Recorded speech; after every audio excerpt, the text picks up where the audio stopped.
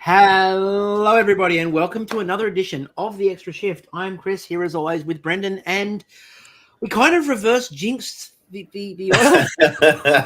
yeah, we did. Like, look, I think we both said that realistically the Panthers should win, and that means that they won't. But Well, that was look, the whole reason. Our whole justification in the last podcast for saying we both thought the Oilers were going to win was there is no planet on which they are a better team than the Panthers, and there is no way that I can see them winning. So they'll win because yeah. So, Look, we picked on vibes, and obviously, the facts ruled out, which I'm fine with. it proves what I look, and we'll get into it in a bit more depth later, but it proved exactly what I've always said about the Oilers. It just proved it again. So I'm not upset because it just made the point a bit more for me in terms of what I think. But we will come to that. It's episode 223. As I've referred to it, Marchand to the Cup. He is on a spite tour for the ages. Like, can you see the things people was posting today of like everyone on the team and like tagging the teams who had like given up those players so that they could be on the Panthers Cup winning team? What about that suit? Yeah, the suit is something else. Incredible. You know what? He's going to be amazing in Toronto. Oh yeah, guaranteed. We'll come back to that. The contract they're going to go maybe not so amazing, but look, he was pretty incredible during that cup run. So fair. Look, he was excellent during that cup run. There were a couple. Look, there were two players on the Panthers in particular who were both absolutely amazing during that cup run. Both of whom are apparently going to Toronto for exorbitant fees. So can't wait. Not impossible. Definitely not impossible. Can't wait till they both go to Toronto and prove that it's Toronto's fault. Oh my God. The Sam Bennett, like I saw some kind of stat that it's been like 30 years or something, and since like the Conn Smythe winner was like a pending UFA, like, man, he can just write his own check and with that 21% shooting percentage or whatever. Well, the other funny part is probably the two top choices for the Conn Smythe were both unrestricted free agents coming up. Yeah. So that's fascinating to me that both of them, like, because Marchand was probably the other one there in the running. Like both of them being unrestricted free agents, it kind of also says a lot about Florida and the way they've built this and why they've built this the way they have. We're not going to worry about trivia because why would we bother about trivia, and why we worry about numbers? We've got a lot of stuff to talk about. And of course, we know what you want to get to. We know what you all want to get to. There's a trade to announce. I think you're going to want to hear it. It's Chris Kreider, of course. So Chris Kreider has gone to Anaheim. 2025 fourth. Goes with him for Carey Terrence and a 2025 third. So obviously we knew that the Rangers were trying to get out from the Kreider contract for a while. Like, it's been a couple of years now of like, can they make a trade for Kreider? I think, like, honestly, props to them for getting like actual like return, not having to like pay to offload the contract. It's not that Kreider is bad by any means. Like, absolutely he could be good on a handful of teams, but the factor is like both the fact that he can choose where he goes, which severely limits your chances of getting a good return, and the value of that contract makes it prohibitive for some teams, but obviously Anaheim, all the space in the world. Kreider's a bizarre one because his stats are always good. His stats are always really good. Like, he's really good. He's really good. But for what the Rangers build is, and we've talked about this before, that Rangers team is really badly built now and is largely relying on the idea that they're going to have the best goalie in the league going forward, and that's all they're going to need. Trying to have Chris Kreider in that economy.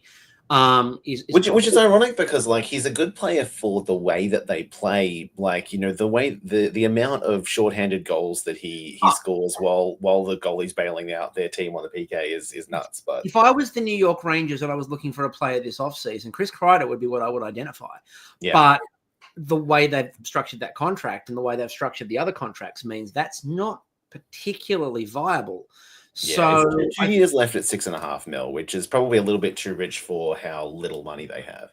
But I mean, Anaheim don't particularly care, and we know that Anaheim don't care about anything. Look who they've hired for their head coach. So, I don't know what the Ducks are. I don't know what the Ducks think they are. The Ducks went into this season. It was really interesting because the Ducks went into this season, and there was a large percentage of people around the Ducks who felt that their rebuild should now be done, and they should be pushing further forward. And they just about ended up at the bottom again. If it wasn't for the Sharks actively trying to not be great. The Sharks were like, no, we don't want to be anywhere near this. If it wasn't for that, though, Anaheim would have really come back into their own. So I think they're kind of Anaheim's in this weird in-between spot. And I think the Kreider contract is an interesting one for a team that's in that weird in-between. They can take it on. They've got the money. They've got the cap. But you add Kreider to a team that's got Gibson, who should probably have been traded a million times and now is probably in a situation where you can't. And that's the weird bit there. I think with John Gibson in particular, Anaheim missed the boat completely they could have got an absolute haul for Gibson about 3 times. And I think that ship sailed. They're stuck with that contract now, and a player who I think is showing diminishing returns. And Chris Kreider is obviously going to, and I say obviously, and people go, but look at Martian. Kreider's probably going to age quite badly in that contract for the last couple of years of it. He doesn't have much to give him the puck. I know someone's going, what about, but they got Leo. And no, they're not ready. They're a weird team. I don't know what they're going to do. I don't know how Wendell's going to cope with a team that's a bizarre build. And I don't know. It makes no sense to me. Speaking of moves that make some sense but no sense, the Stars trade Mason Marchment to the Kraken for the 2025 fourth from Dallas and the Seattle 2026 third. This is an interesting move because this is off the back of the Stars extending Matt Duchene 4 years at $4.5 million. Yeah, the Stars have not got a lot of space. They are going into this offseason probably with more moves to be made. Yeah, we talked about that at the end of the last episode. We talked about the fact that the Stars are sneakily in big cap trouble with a lot of players to still actually re-sign that actually require money. So they needed to get some money off the books. I think a 4.5 by 4 for Matt Duchene is an interesting call for a team that is trying to save some cap. I mean, look, he was pretty good for them in the last year. I like the value in a vacuum. The reality is though that they have for just shy of 5 million, 4.95 left, and they still need to sign 4 forwards and probably like one more kind of buffer element on that roster. So, with Jamie Benn, Evgeny Dadonov, Mikhail Granlund, Colin Blackwell, and Maverick Bork to sign, I would expect Maverick Bork to get, as an RFA, to get the majority of that money. And at least like a mil or two of that, and then none of those guys are signing for $1 million. Nils Lundqvist is an RFA this year. Yeah, and we haven't talked about the fact the back end still needs a little bit of work too, and then you've got whatever the hell's going to happen with Ottinger, and we'll talk a bit more about Dallas shortly because this is the start of the Ottinger contract. This is the reason they don't have any money is that this is when the $8.25 million for Ottinger gets in. Shayna Goldman talked about the fact that of all names, Jason Robertson's name is now coming up in trade talks, and that they are genuinely contemplating moving Robertson on in the last year of his deal before RFA because of the drop-off that happened this year with him. They're looking to possibly move the 7.75 out the door. That feels like a value grab for someone. There's a lot of teams that I think could get a lot better by adding Jason Robertson to that. I don't know what they're looking for, but I'll be interested to see what that looks like. But the Marchment move, I love it for Seattle. I think it's exactly what Seattle can do with. I think it's the sort of player that will go very well in Seattle and something they've needed for a little bit. I think the problem for Seattle is they need more of it. So that's the issue, is not so much that they've got him. The issue is they need a few more, and I don't know where they're going to get the few more. But there are some teams that are there to be sort of pickpocketed. Interesting to see who goes for it. But I think for me, it's a bigger loss for Dallas than I think was initially thought. And I worry for Dallas fans that this is, again, the start of the bloodletting, and there might be a few other names that they're not going to be happy to see go out the door. Yeah, there's not a lot of easy fat to cut unless they find someone willing to take on almost $10 million of Tyler Seguin. I just don't see much of that happening. I think like Tyler Seguin is the one, but I don't know who's going to do that. And remember, he's also got a wave. He's got no move, so he'd have to be okay to go. Yeah. And I don't know anyone where Tyler Seguin's going to go. Yep, and they're going to go. Yep, and I mean Boston, but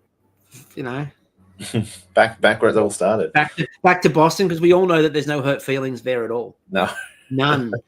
There's no hurt feelings, no bad footage of anybody saying people are. It's funny because, again, that's the one place where you'd go, well, maybe they could actually do with a Tyler Seguin, but if I'm Tyler Seguin, I'm not going back to Boston. They burn that bridge. Nashville gets Eric Haller because it's their turn. From New Jersey. I didn't even realize he was in New Jersey. No, I didn't either, to be honest. I kind of forgot that Haller was still in the league. I didn't know where Eric Haller was in the league. Yeah, but it was a trade that happened today, so it's a rite of passage. Every team in the league must at some point have Eric Haller. Jeremy Hansel, who is a player, and a 2025 fourth, which is a pick. Prospect lower P. Whoa! Let's get to the signings. Brock Nelson is extended by the Avs 3 years at 7.5. Yeah, I mean, look, the Avs obviously needed him. It's fine. It's okay. Like, it's not great value for them, but it's what they needed. The Stars, obviously, we said about Matt Duchene. Fabian Zetterlund, the Sens extend him 3 years at 4.275. That's an interesting one for me. Obviously, with links from previous trades and previous places that he was. I wasn't thrilled to see Zetterlund go from the Sharks. He was solid, but again, part of our philosophy at the end of last season was if we're not going to be great and we're not going to be great, if you want to go somewhere, we'll try to make that happen. And that was part of it there. I think it's a decent re-signing. I'd like to see him do a bit more. He keeps threatening to do more. I think the Sens are taking a gamble. I think it's not a bad gamble. Ryan Donato is 4 years at 4 with the Blackhawks. And again, I forgot that he was in Chicago. I lost track of where Ryan Donato was. He was one of the few players that were vaguely doing well on Chicago, which is the reason that, honestly, there were times during the last season when he was significantly outperforming Connor Bedard in terms of points. Yeah. And the last one of the re-signings we need to talk about, obviously, is as if we are really going to pretend that brief stint in Seattle never happened. Yanni Gourde gets 6 years at 2.33 with the Lightning. We're just going to pretend that he never went to Seattle.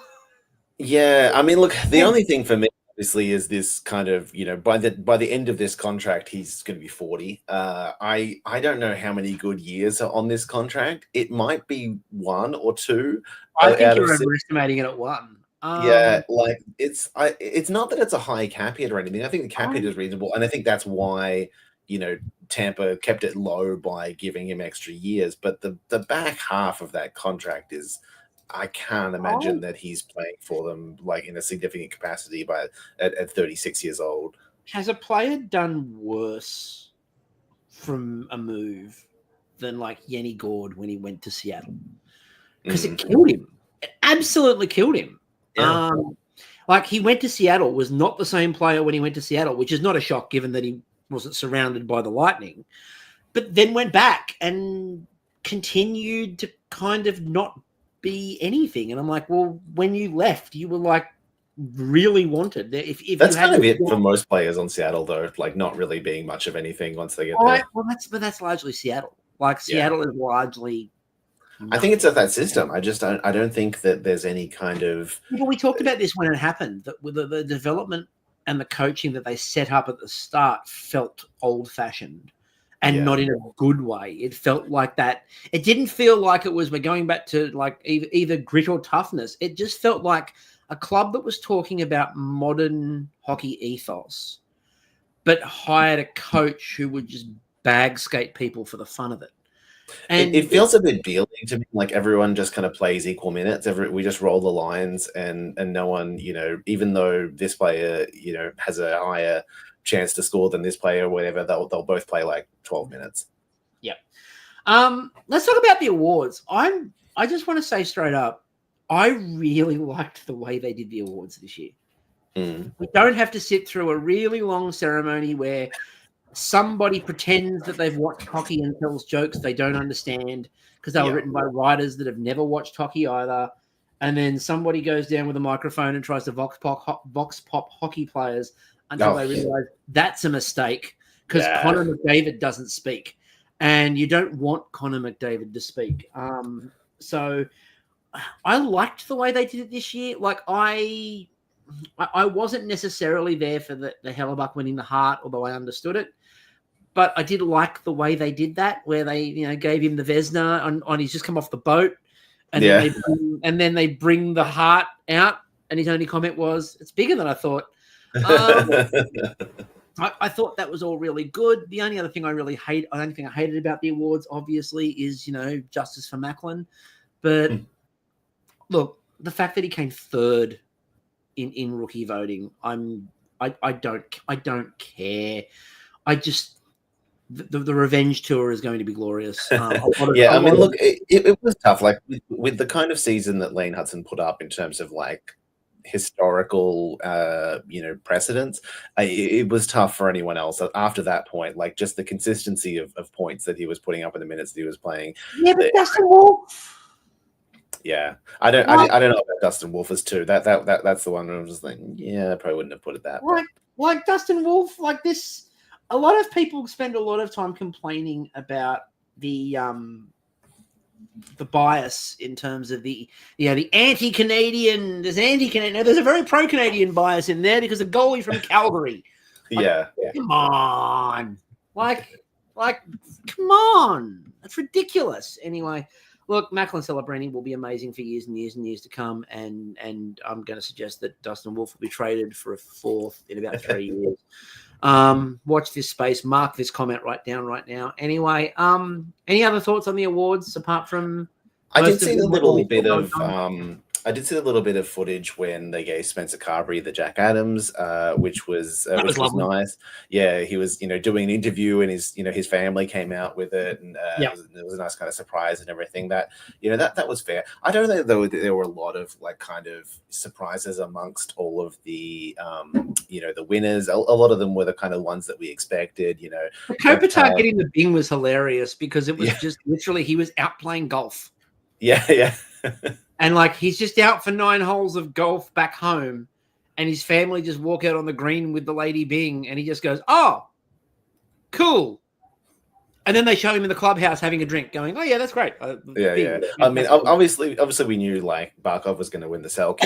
I saw some stats yesterday that essentially Barkov is almost kind of like to the letter syncing up with Bergeron at that point in his career in terms of like his output and everything, which totally makes sense. He is just the new successor to to winning the Selke, and how nuts is it that he just has like baby Barkov in Lundell on his team as well? Like that's just unfair for trying to when they can just throw Lundell like out against McDavid, which we'll talk about later. We'll talk about in a minute. Yeah, and I saw those stats in the context that Elias Pettersson is kind of trending as like maybe the next kind of in that line statistically in terms of like a two-way center. So that'll be interesting to see if that pans out that way in the next few years, especially considering how disappointed they were with his points output in the past season. Yeah, but I think part of the problem there is that he's in Vancouver. And, I think Vancouver ruin everybody that goes near them. Sorry, Vancouver fans. I know there's a lot of you in the group, but it's true. You can't even argue this with us because you agree Vancouver ruins careers at this point in time. So I'll be interested to see how that keeps tracking. Obviously, Sean Monahan with the mark, that was obvious. That was someone in Columbus was getting that. There was never for sure. You know, that felt fitting. I'm actually surprised they didn't just give it to the team. Yeah. So I kind of thought they might just give them the team, and just say you win it overall. And yeah, Cooch got the Lindsay, and that was. He looked completely nonplussed. Yeah, it's like, yeah, all right, yeah, sure. Yeah, cool. Right. Everyone thinks I'm great. Thanks. Fantastic. All right, let's get to the thing I want to talk about before we get to the Stanley Cup, which is, of course, Peter DeBoer was fired by the Dallas Stars because I told you he was getting fired because, like, I had, as you can see, for anyone watching the episode, my little thing under it is I told you DeBoer was done because last week I finally got to stand on my little soapbox and point out the fact that I told you DeBoer hockey has a shelf life, and he starts blaming everybody else in the building.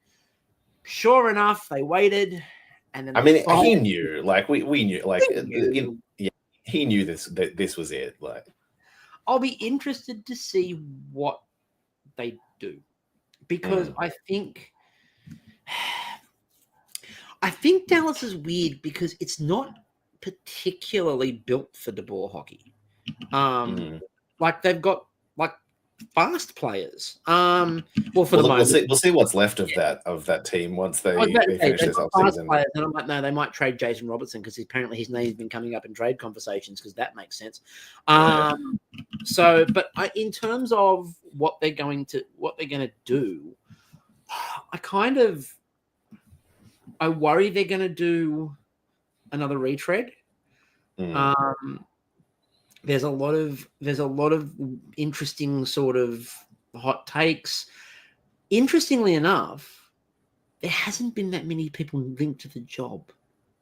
No, I haven't seen a lot about it. It's been very, very quiet. So you get the hot takes about Peter DeBoer, but you're not getting a lot of hot takes about who should be the coach. And I feel like we know who's available at this point. Like, I don't think that we're going to get another firing in the next, few weeks. Like, it feels like that's kind of finished now. The only suggestion that I've seen really came out of Dallas, and it came out of people who were familiar with the organization that was talking about the coach of the AHL team. And the idea that Neil Graham, who's the coach of the AHL team, needs to either get promoted or some other team's going to snap him up in the next cycle. So it's like if you've got him there and you've been bringing him through with some of the younger players, now's the time. If you don't promote him, he's gone. So I'll be interested to see. But like, normally there's a lot of whispers of like the big guys are all coming in, and all these people are going to retread, and no one. I will say when they do tend to hire the AHL guy, they're usually not in a huge hurry because they've already got that guy under contract. They'll talk to a few other people. They'll take some kind of suggestions from people on like, what do you think we should do with the team and all that kind of stuff. And then, take a 3-week kind of run at it and then kind of go, oh yeah, no, we're going to give it to the guy that we thought of in the first place. Yeah. And the Penguins go out and get Dan Muse, who we talked about last episode. He came up as one of the names that we talked about, and they also add some depth to their coaching staff as an assistant coach, Nick Bonino. Yeah, good memories with Nick Bonino for sure. There's a lot of been reposting of the Bonino goal and all that kind of stuff. And there's not a lot of good memories with Nick Bonino. No, apparently not. No. But still, look, I like the Dan Muse hiring in terms of the kind of coach that he is, the acumen that he has with younger players. We've already heard that Pittsburgh this year is going to be however good their young players are. Like they're going to focus on not adding veteran guys. They're going to bring up a bunch of their young guys and see what they can do, give them more opportunity and kind of see what happens. So I think that kind of bodes well for that hiring in the respect that he's already done a lot with younger players, through youth systems and through AHL development, all that kind of stuff. That I think that it makes a lot of sense to not just, bring in someone who's going to try and win now. His focus is going to be on developing those young players. Yeah, and it feels very Dubas. Like this hiring feels very Dubas. It's someone who isn't necessarily the flashy name, but is probably going to fit the system that Dubas would like to have going forward. and it feels like a longer term. It also feels like an FSG signing. Again, I've as a Liverpool fan, I know what FSG like to do with their team. Although apparently there's rumours that that Morehouse and Lemieux are going to try and buy back a share of the team from FSG to. I think FSG would sell a portion of the team, largely because Liverpool is currently making them more money than Satan, and they'd like to have more to invest. Well, I mean, Morehouse, I think, still does, and Lemieux still do own like a small share. I think the rumor was that they wanted to kind of get control back. I don't know if that's good. Actually, I don't think FSG will sell them a controlling stake back, but what I think FSG will do is sell them a bit more, because what FSG have done with Liverpool, for example, is they went out and got a bunch of other people who wanted to invest, created an investment shell company, and then got people to buy into what was Redbird Capital. And then that company there is like LeBron James owns a stake in Liverpool because he wanted a stake in Liverpool.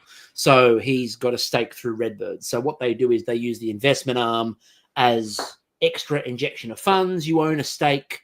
It is more about the injection of the funds into the organization rather than the controlling stake, but you get bang for your buck. I don't know how actually true the rumor is. Like, Lemieux was trying to kind of get out of that for some time.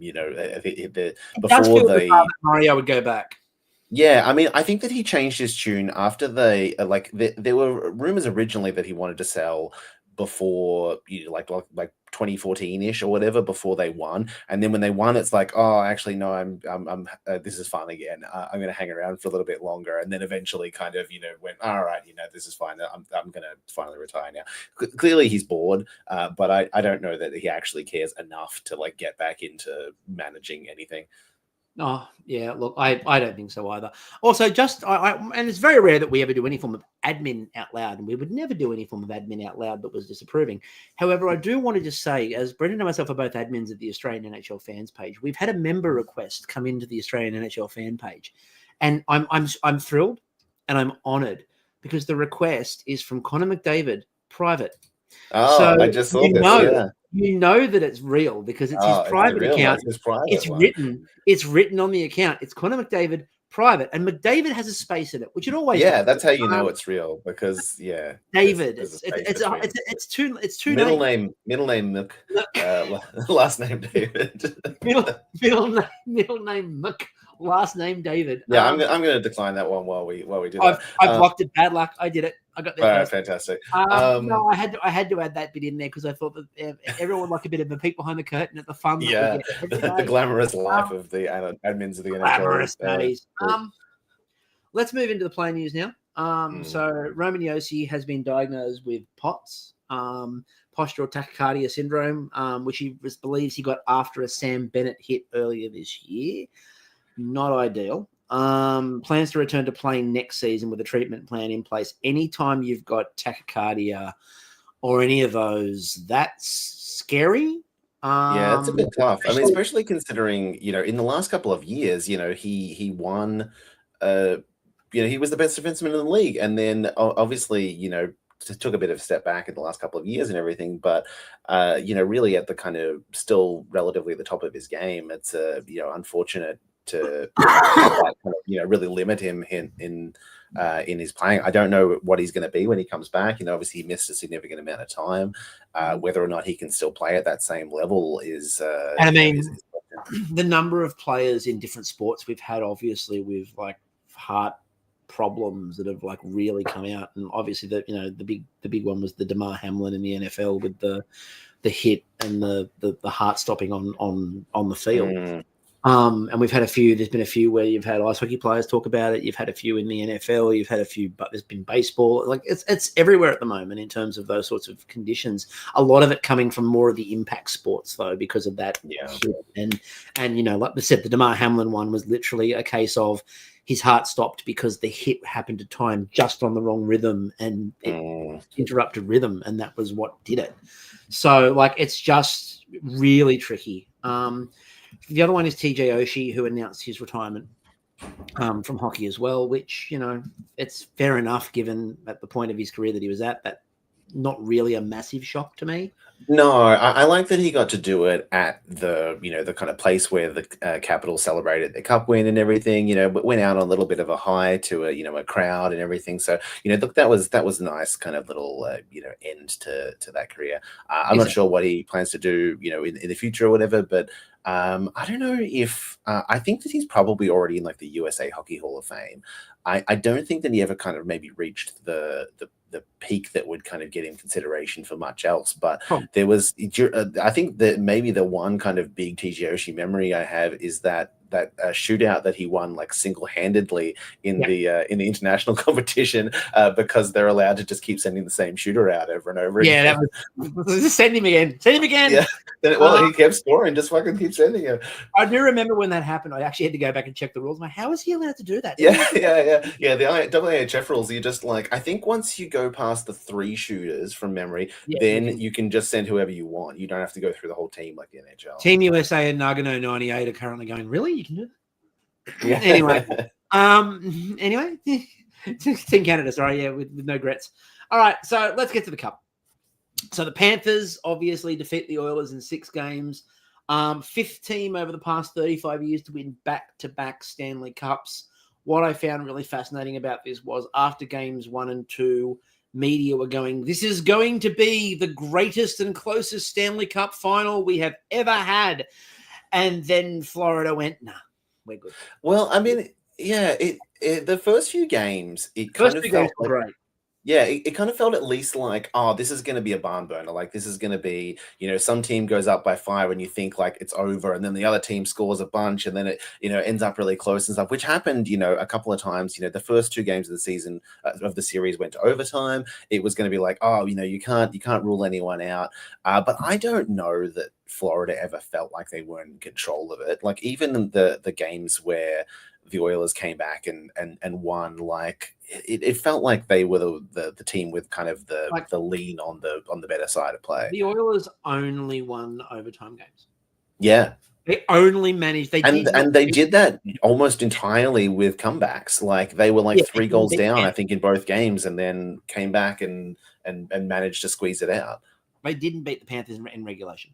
And they weren't ever really in like. I don't think they ever had like a significant lead. No, like again in all of them, game 1, the Florida jumped out, and then the Oilers had their comeback. And game 4 was the same thing. Florida were at 3-0 at one point, and the Oilers came back. And then after like game 1 and 2 were really tight, and obviously overtime or second overtime, and then when Florida then won the rest of them, they absolutely stomped on the Oilers. And it kind of, there's a couple of things at play. We'll quickly just talk about the bits for Florida before we get into the Oilers. So Sam Bennett, as you pointed out earlier in the episode, is going to maintain his amazing, realistic stat like 21% streams. Yeah. Like, come on. Like, look, I've joked about it before, but the Toronto Maple Leafs are going to overpay for Brad Marchand and Sam Bennett. And it's going to be hilarious when that happens. And then Mitch Marner goes somewhere else and wins, the scoring title. Yeah. It's going to be hilarious. Because that's what's going to happen. We all know that's what's coming. Yeah, I mean, look, I think everyone with significant cap space is a fan of a team with significant cap space is concerned about what Sam Bennett is going to get when he signs with their team. Like, it's just. There's no suggestion, obviously, that he's a bad player or anything. Like, he's certainly going to be, he's someone that most teams, I think, would like to sign, but just not for the insane cap hit that he's probably going to get. He's going to get like fucking 16 million or something from someone. It's going to be nuts. Like 10 plus. And I was saying to someone the other day when I was talking about Sam Bennett, I'm like, again, he's a good player. I don't know if I would want to be committing 10 plus. To Sam Bennett. Like, that feels like an overpay that you have when your team is absolutely desperate, and you pay Sam Bennett 10.5, and in 3 years' time you're trying to get rid of that 10.5. But he's gone and got a no move clause as part of that, because he knows that when that regression happens, you're going to ship him out of town. So he wants to control where he goes. I think. So quick question, Chris. Do you know what the highest points in a season that Sam Bennett has scored. I'm not It was this year. Oh God. What did he get? 50? It was 51. Oh, that was close. It was real close. Yeah, very, very significant. I was going between 50 and 60. Yeah, 25 goals, 26 assists, 51 points, a negative 15 on the season. He shot, let me see what his, so he shot in the regular season 10.4%, which is exactly his career shooting percentage. So he is essentially at best a roughly a 50-point player. Like, he doesn't play whole seasons. He generally gets injured a little bit. Toronto's going to do 5 by 11. Yeah. I think it's 5 by 11 for Sam Bennett, and I think that's stupid, but I think they're going to do it. I also think they're going to do something along the lines of 3 by 8 for Marchand. And again, I wouldn't do 3 by 8 for Marchand. I might give him 1 year at a big hit, but I wouldn't give him 3. But they will give him something like 3 by 8, and both of those contracts will have no moves. Yeah. And that will be what eventually leads to Austin Matthews leaving town, because they can't do anything with those contracts and they're stuck. So, yeah, it's happening. We both incredible postseason for Sam Bennett. Absolutely not indicative of who he's going to be next year. No. Fantastic. Look, and his impact on the ice was great, and he really was, both as he played really well, but also as I feel like he learned from the best on the ice in these playoffs. He's always been a bit of a pest and a bit of a problem, and he had the best pest in the league teaching him. So you had the two best pests realistically. I'm not called Kachuk.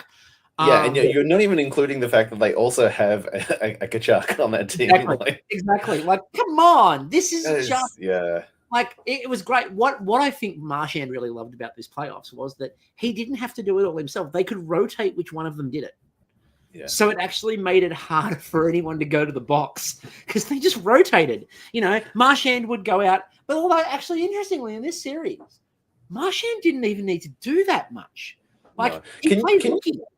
Yeah, I'm just thinking now, can you imagine if the Florida Panthers were if Florida was a place in Canada, if the uncles and the Canadian media would be heralding this team as the greatest team of all time. This would be like a return to old time Gordie Howe hockey. This is the look at this, the best players on this team. Sam Bennett and Brad Marchand and Matt Kachuk just yucking it up and elbowing people and giving people concussions and winning the cup, and this would be the greatest Canadian heroes of all time. But because they're from Florida, it's like, I fucking hate those guys.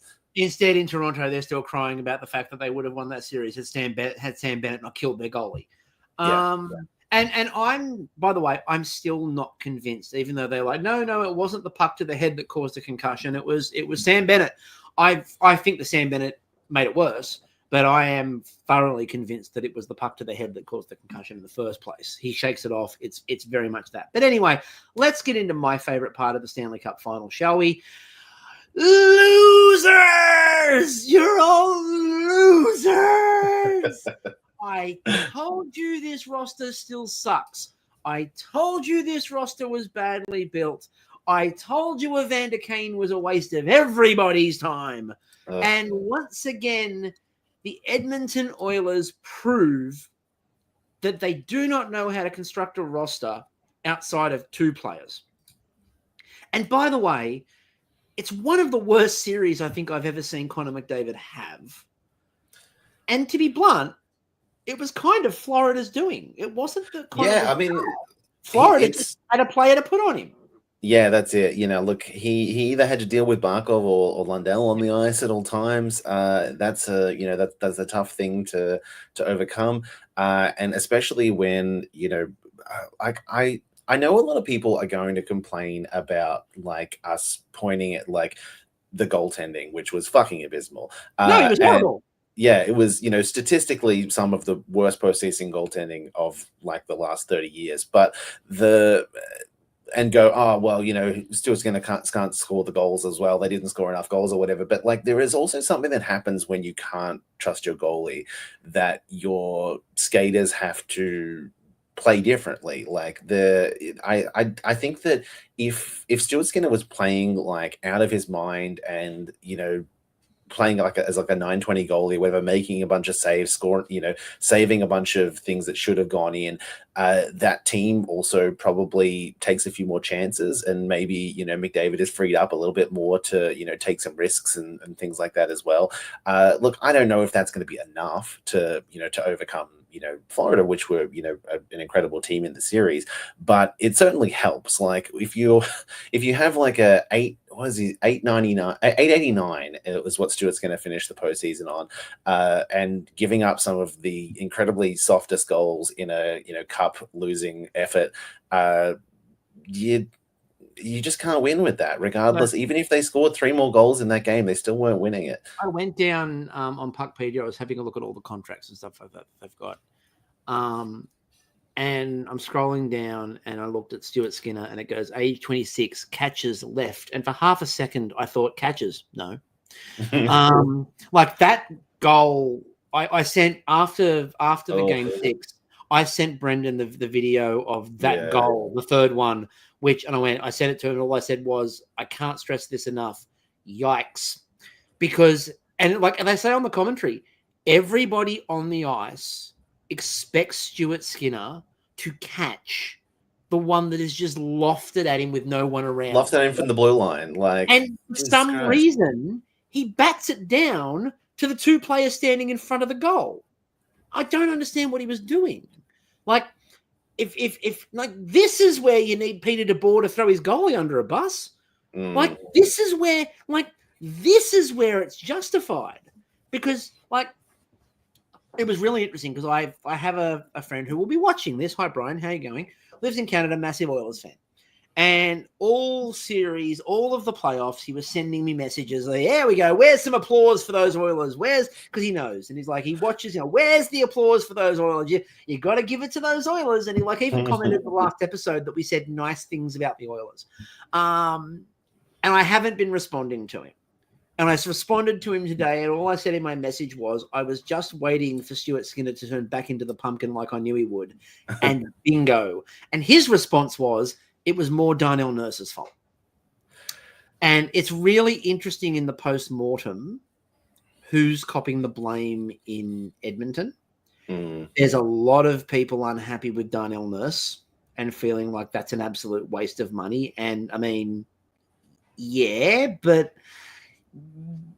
like the whole, look, I'm not going to pretend that he's the only problem. Like, I'm not going to say that, like, if they had an average goal instead of Stuart Skinner, that they would have won that series. No, they wouldn't have. But no, that's sometimes you can be, quite a good team and still not win against a better team in the series. This team has. So now when you look at what the Oilers have in this offseason, they've got 11 million projected in their cap. They've got Corey Perry, who, his run of losing cup finals is amazing. Incredible. 5 consecutive cup final losses. Like, nobody will ever do this again. Jeff Skinner, who would have thought that Jeff Skinner wasn't going to show up. Connor Brown, who had been good in earlier rounds, but remembered that he used to play for Toronto, and that stops you in the Stanley Cup. Same with Kasperi Kapanen, same thing. And Trent Frederick. They've all got to be re-signed or released or whatever they're going to do there. John Klingberg, and of course the big one is they've got $11 million and they've got to work out Evan Bouchard. So of course, what do you do when you have to work out Evan Bouchard, but you go out and sign a minor defenseman to a long-term contract? What was it? It's 7 by or 8 by 2 point whatever they're going to give. What's he on the back end? They're stupid. They're stupid. They make the same mistakes. My question is, at what point this offseason do they move Ryan Nugent-Hopkins? Yeah, well, they've got to move somebody out to bring in people to help Connor McDavid, because if they don't help Connor McDavid out shortly, Like, I don't think for everyone going, oh, he's going to go. He's not going to Toronto, guys. He's not going to Toronto. He will probably re-sign in Edmonton. But I think you need to show McDavid some goodwill. I think you need to do something. And I think Evander Kane, I don't think they're going to move on from Evander Kane because I guess we'll see. Did you see the news that they're being investigated for the use of LTIR and Evander Kane? So of course, he didn't play the whole year. Yeah. So that'll be interesting to see what for everybody who used to yell at the Tampa Bay Lightning about the way they use LTIR when those players were genuinely actually injured and you could prove it. Evander Kane was sitting on the sideline and all year was going, I'm not hurt. Yeah. He told you he wasn't hurt. Yeah, he told you out loud, but he was like, no, I'm fine. He said the quiet bit. Yeah. Like Evander Kane, I don't think there's a team that will take him. No. And so they're going to be stuck with $5.125 million of Evander Kane, who was utterly useless. He was terrible.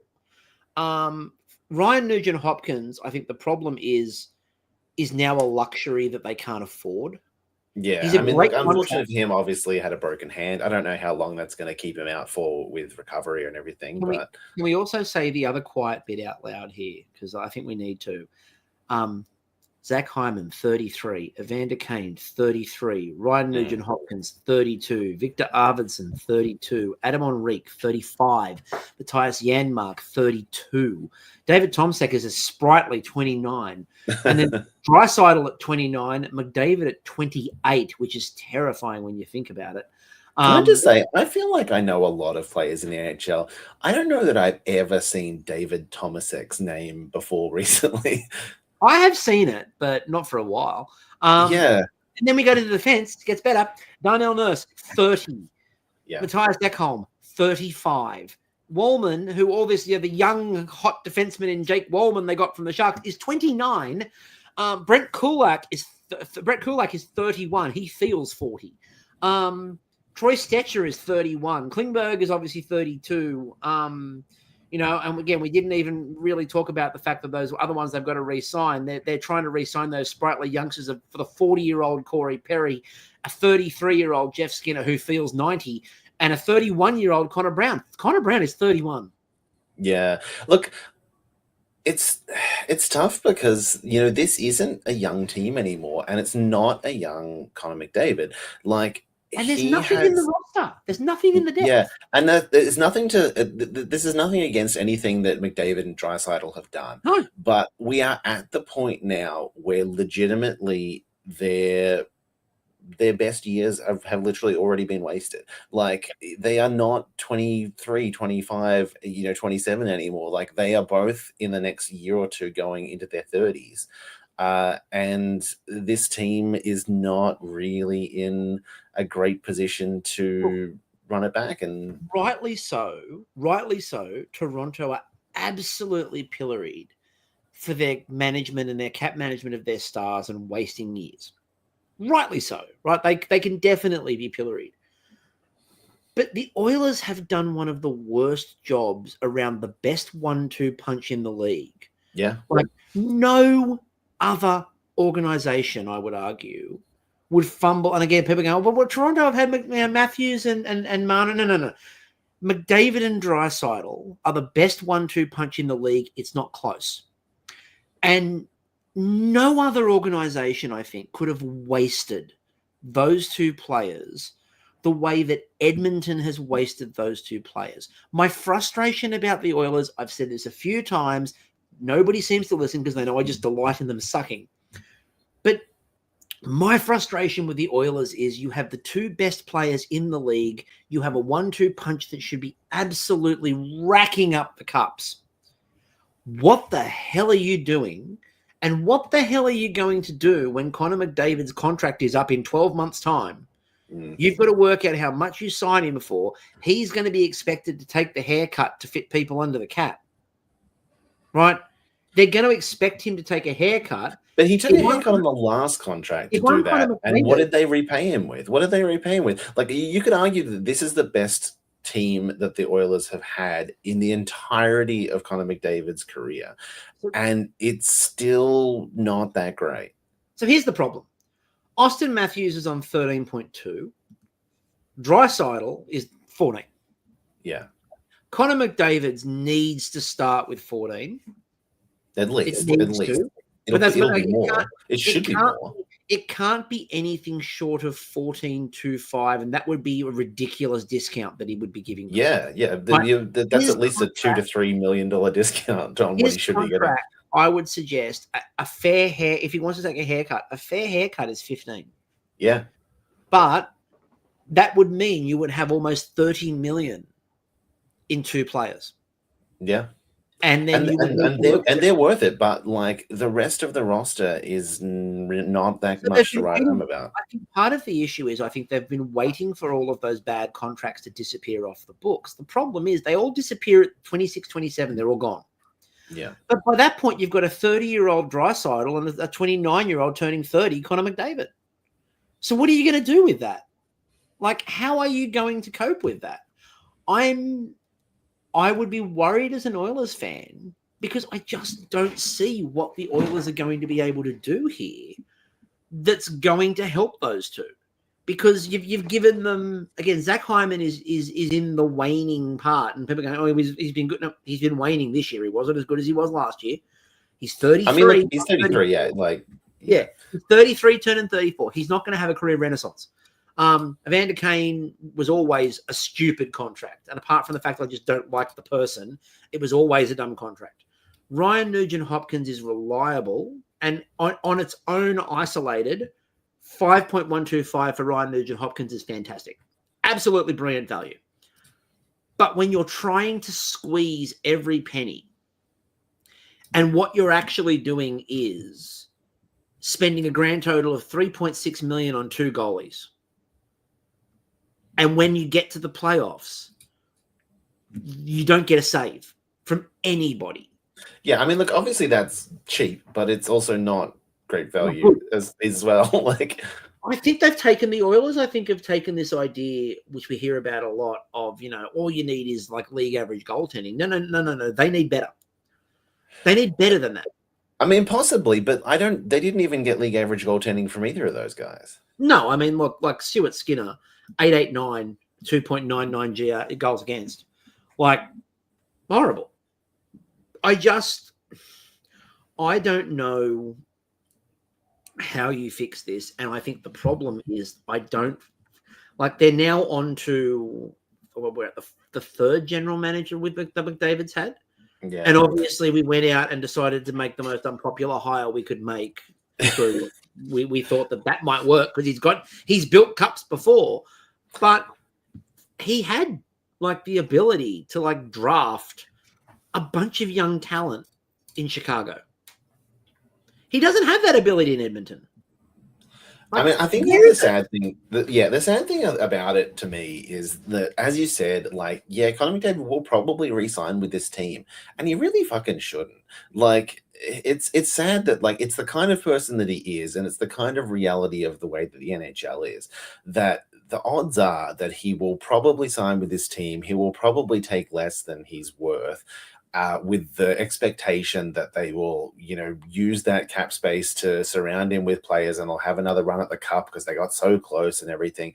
But I just don't see what this organization has done in the entirety of his career to show him that they are worthy of him signing with them. Just to give you an idea, and I know you're not, you've probably seen it, but if you haven't looked at it, don't. How many picks do the Edmonton Oilers have this season, and what rounds? I haven't looked at it. I don't think they have their first. So Puckpedia does a rating. I'm going to say they have 4 picks over but you overestimated it by 1. Okay, I was going to say 3, and then I was generous and I went to 4. Their so first pick is in round 3. Yeah, that sounds about right. And they don't have another pick until round 6, and then they have round 7. Yeah, their pick value total. Puckpedia does a thing where they add them up for what your picks are and where they sit and stuff like that. Is 34.09 for the next 3 years. To give you a contrast to this, the San Jose Sharks pick value total is 273.23. I mean, look, obviously they're in a different position. That's not a fair comparison. It's not a fair comparison, but like it's a fair comparison insofar as a team that needs to do a hell of a lot of work to support their players has no picks available to them whatsoever, and I would argue no resources they're going to be able to trade to get them. No, but it is a good point. Like, I don't think that there is really, apart from Evan Bouchard, is there really anyone on their roster that is someone that is like an impact player that they've developed? So in terms of, there's no one they've developed really, like Nuge, obviously, but from a significant period of time ago. I mean, you could argue that, I guess, technically Draisaitl and Connor McDavid are the players that they drafted. The other problem if you're Edmonton, here's the other big problem that you've got. And we'll wrap this up in a second. But here's the other big problem you've got. Leon Draisaitl, no movement clause. Connor McDavid, no movement clause. Zach Hyman, no movement clause. Ryan Nugent-Hopkins, no movement clause. Victor Arvidsson, no movement clause. Adam Henrique, no movement clause, right?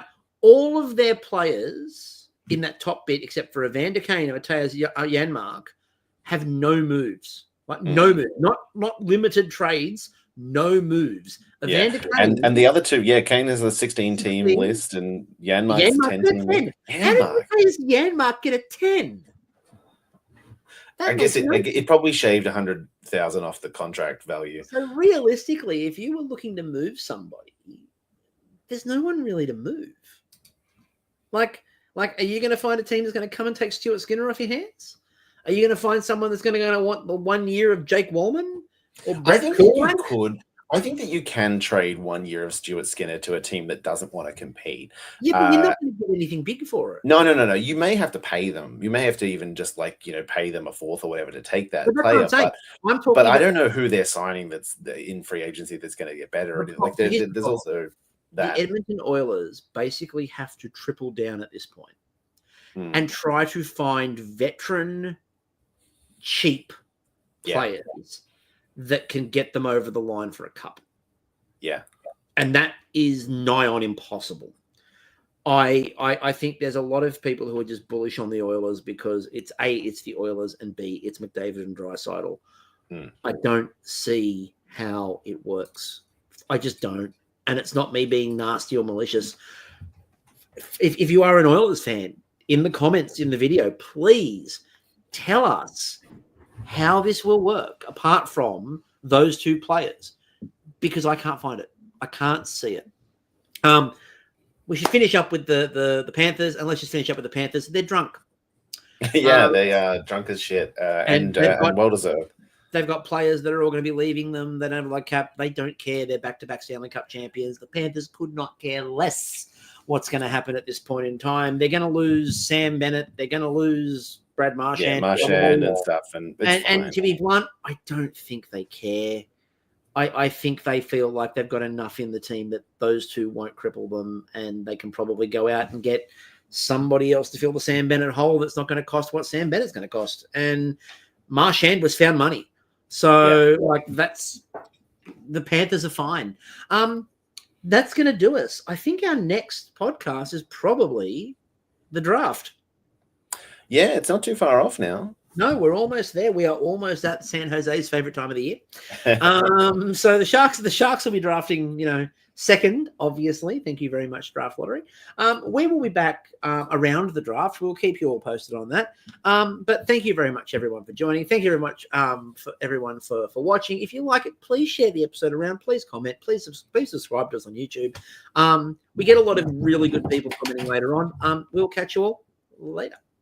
See ya.